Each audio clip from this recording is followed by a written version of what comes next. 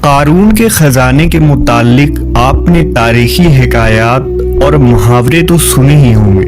یہ وہی شخص ہے جس کا ذکر اللہ نے قرآن مجید میں نشان عبرت کے طور پر کیا ہے۔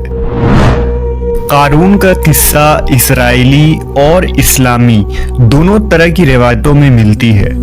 یہ بنی اسرائیل کا وہی امیر ترین شخص تھا جس کے خزانے کی کنجیاں 300 اونٹوں اور خچروں پر لادے جاتے تھے، اور ہر کنجی چمڑے کی ہوتی تھی جو ایک خزانے کی چابی تھی۔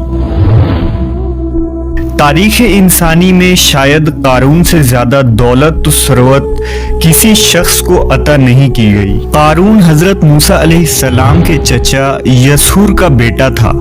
وہ نہایت ہی حسین و خوبصورت آدمی تھا۔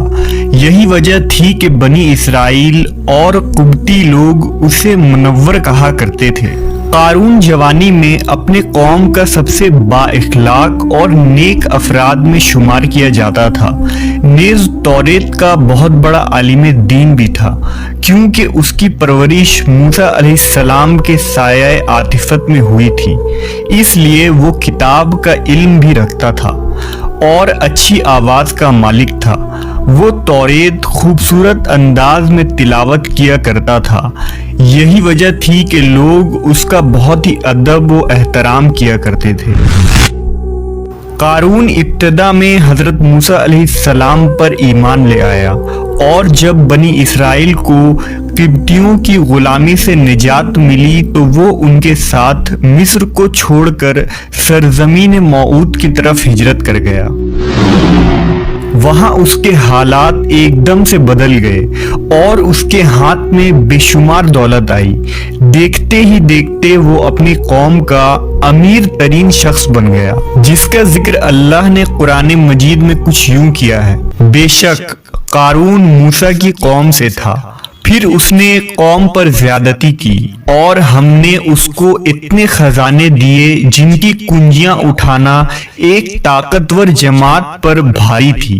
ایک جگہ فرمایا، جب اس سے اس کی قوم نے کہا اتراؤ نہیں، بے شک اللہ اترانے والوں کو پسند نہیں کرتا، اور جو مال تجھے اللہ نے دیا ہے اس کے ذریعے آخرت کا گھر طلب کر، اور دنیا سے اپنا حصہ نہ بھول، اور احسان کر جیسا اللہ نے تجھ پر احسان کیا، اور زمین میں فساد نہ کر، بے شک اللہ فسادیوں کو پسند نہیں کرتا۔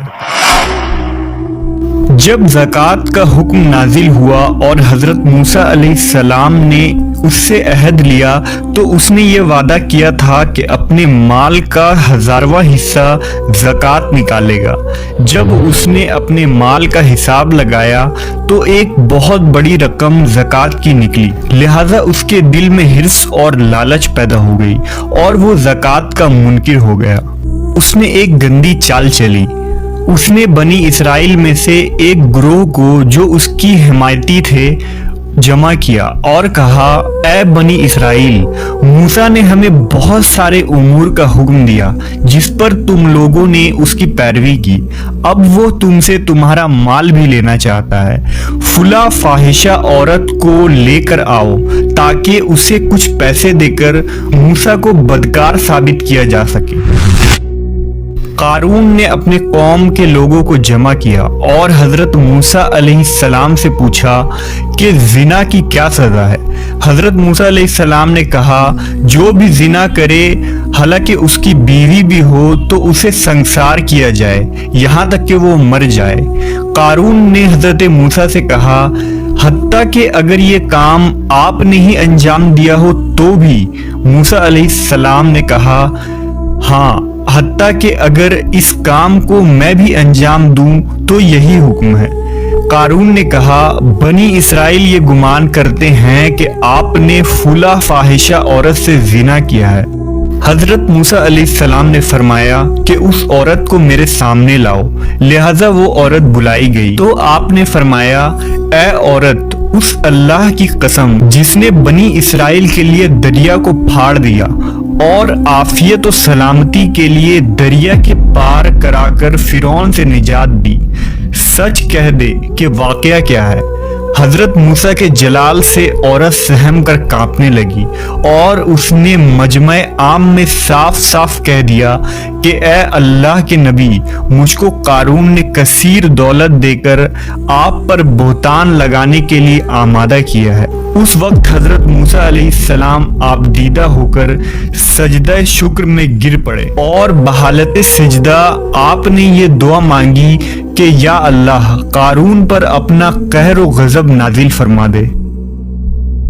لہٰذا وہ تمام لوگ جو قارون کے ساتھ تھے وہ اس سے جدا ہو گئے۔ موسیٰ علیہ السلام نے اللہ کے اذن سے زمین کو حکم دیا تو زمین پھٹ پڑی اور قارون اور اس کے پیروکار اس میں دھسنے لگے، اور دیکھتے ہی دیکھتے قارون، اس کا مکان اور خزانہ سب اس زمین میں دھس گیا۔ جب یہ زمین میں نابود ہو گئے تو زمین کا شگاف دوبارہ بند ہو گیا۔ قارون کی اس دولت کے متعلق بہت سارے تاریخی حکایات نقل کی گئی ہیں، اور تا قیامت قارون اور اس کا خزانہ تمام انسانیت کے لیے نشان عبرت بنی رہے گی۔